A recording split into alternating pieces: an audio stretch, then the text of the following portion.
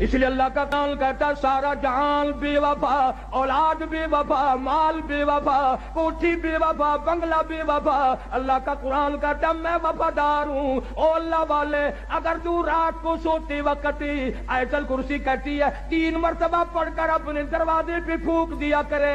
آیت الکرسی کہتی ہے مالک کائنات کی قسم ساری رات تو سویا کر، تیرے گھر کی حفاظت کرنا میری ذمہ داری۔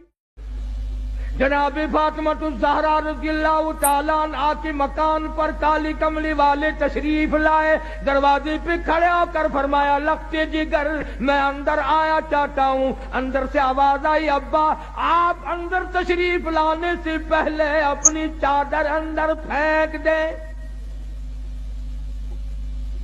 سمجھ گئے تنگی ہے، چادر پھینک دی، تشریف لائے، پوچھا کیا بات، عرض کی ابا اتنا کپڑا بھی نہیں ہے جو اپنا بدن چھپا سکوں۔ مدنی کریم صلی اللہ تعالی علیہ وسلم تشریف لائے، سید فاطمہ الزہرا نماز پڑھتی پڑھتی گر پڑی مصلی پہ، پوچھا لگتے جگر کیا ہوا، نور نظر کیا ہوا، یہ بات کیا بنی؟ رونے لگی ابا آج تیری بیٹی کا 5 دل کا فاقہ ہے۔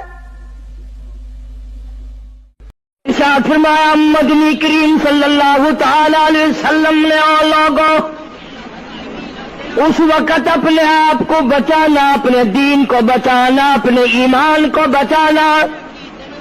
لوگ اتنے بگڑ جائیں گے، لوگ اتنے برباد ہو جائیں گے، لوگ اتنے تباہ ہو جائیں گے، صبح کو آدمی مومن ہوگا، شام کو موت آئی تو جنازہ کافر کا اٹھ رہا ہوگا۔